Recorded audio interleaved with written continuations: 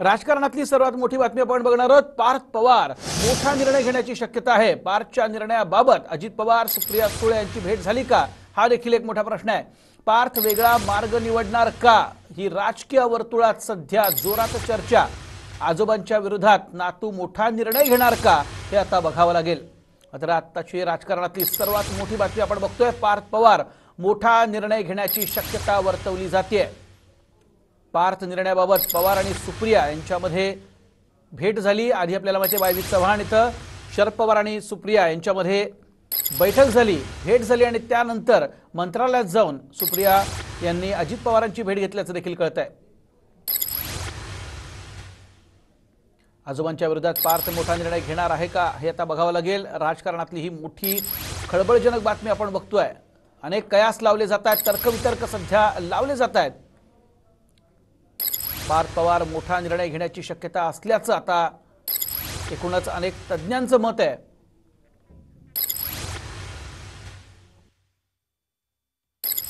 देवेंद्र फडणवीस यांच्या बरोबर अजित पवारांनी सकाळी उपमुख्यमंत्री म्हणून शपथ घेतली होती। त्यावेळेला सुप्रिया पवारांनी असं म्हटलं होतं की पवार परिवार फुटलेला आहे।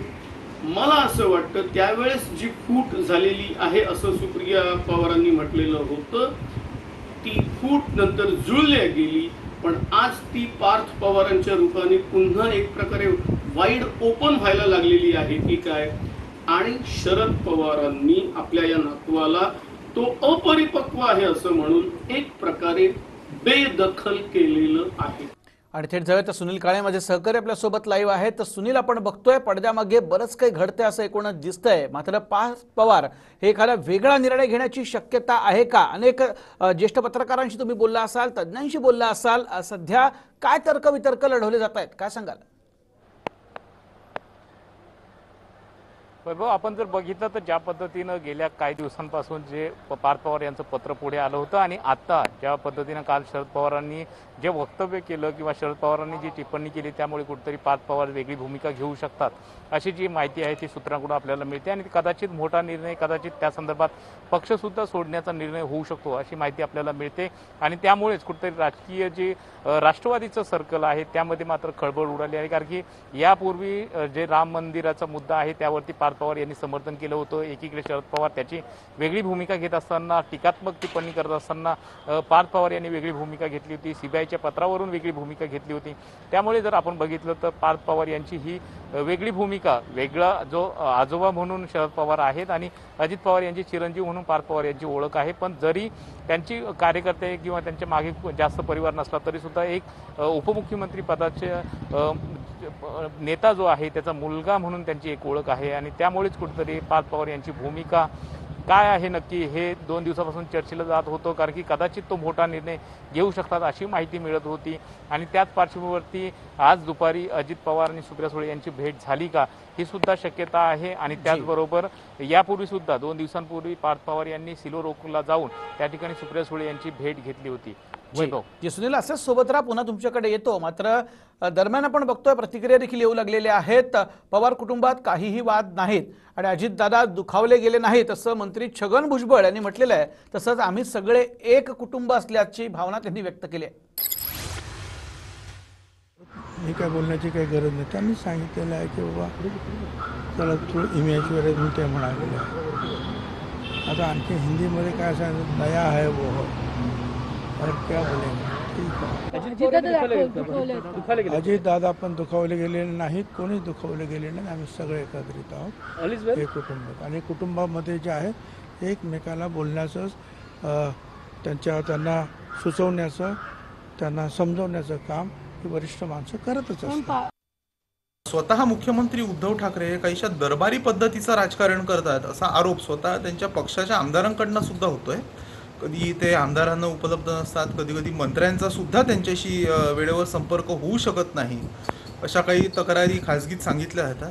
त्यामुळे कुठेतरी नाही म्हटलं तरी ह्या लोकांना स्वतःची कामं करून घेण्यासाठी अजित पवारांकडे जावं लागतं आणि त्यातूनच आपसूक अगदी अजित पवारांचा दबदबा या सरकारमध्ये निर्माण झालेला आहे। आणि पुन्हा एकदा जगात आपण सुनील काळे माझे सहकारी आपल्या सोबत आहेत। सुनील, या सगळ्यामध्ये एक गोष्ट नक्की की दुखावले गेलेत अजित पवार असं कळतंय आणि तसंच पार्थ पवार देखील वेगळा निर्णय आपण बोलतोय। मात्र काय काय आहेत शक्यता सुनील?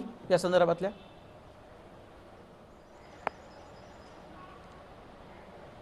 खरं तर वैभव वेगळा निर्णय म्हणण्याला वेगवेगळ्या शक्यता आहे.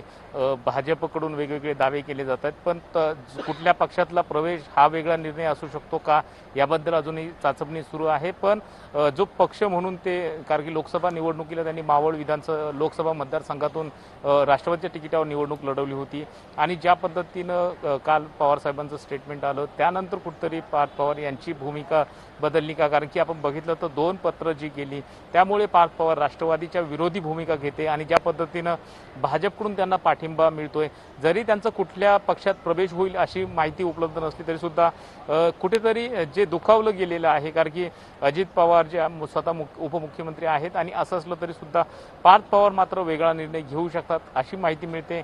आणि या संदर्भात जे राष्ट्रवादीचे नेते आहेत ती सर्व शक्यता फेटाळून लावताना दिसत आहेत. पण दबक्या आवाजात मात्र ही चर्चा आहे की कुठेतरी पार्थ पवार वेगळा निर्णय घेऊ शकतात आणि कदाचित तो निर्णय जो आहे तो राष्ट्रवादी पक्षाच्या सदस्यत्वाचा राजीनामा सुद्धा असू शकतो किंवा त्या संदर्भात चर्चेच्या माध्यमातून जे आहे कुठेतरी मार्ग काढायचा प्रयत्न होऊ शकतो.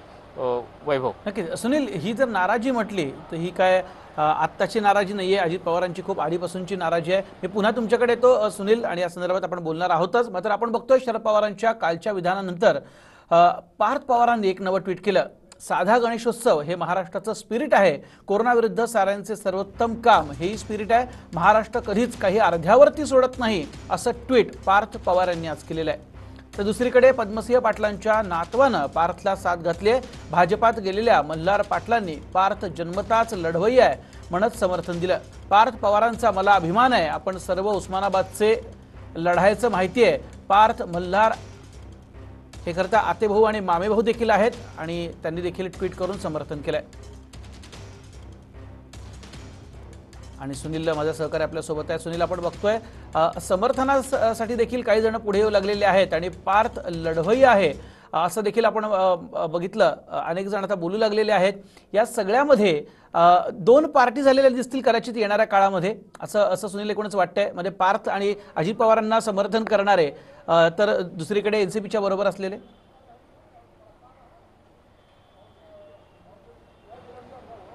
वैभव, ही शक्यता जी आहे कारण की पार्थ पवार आपण जरी म्हटलं की पार्थ पवार यांच्या मागे कार्यकर्त्यांची ताकद नसली किंवा राष्ट्रवादीमध्ये त्यांचं वजन किती हा सुद्धा जरी विषय असला तरी सुद्धा पार्थ पवार हे व्यक्ती म्हणून न मानता अजित पवार यांचे चिरंजीव आहेत, त्यामुळे त्यांचं महत्त्व आहे. कारण की आपल्याला माहिती की लोकसभा निवडणुकीच्या वेळेस सुद्धा एकाच कुटुंबियातले म्हणजे पवार कुटुंबियांपैकी किती लोकांनी निवडणूक लढवावी यावरती स्वतः शरद पवारांनी नाराजी व्यक्त केली होती.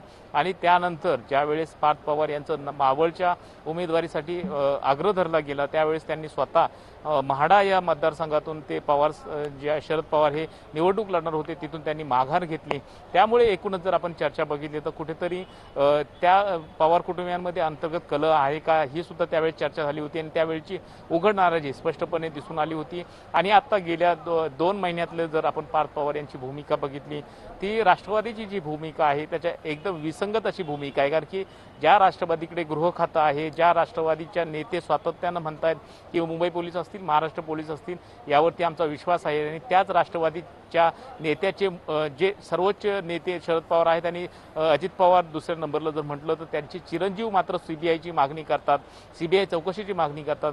हे कुठेतरी राष्ट्रवादीच्याच नेत्यांना किंवा कार्यकर्त्यांना कुठेतरी विसंवादात्मक वाटलं आणि त्यामुळेच पार्थ पवार या संदर्भात वेगळी भूमिका घेऊ शकतात अशी चर्चा रंगू लागली.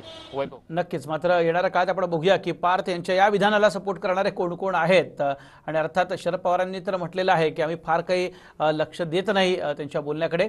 त्यामुळे अर्थात राजकारण पडद्यामागे मात्र काही घडतंय का हे देखील सुनील बघावं लागेल. तुर्तास सुनील, धन्यवाद या सविस्तर माहितीसाठी.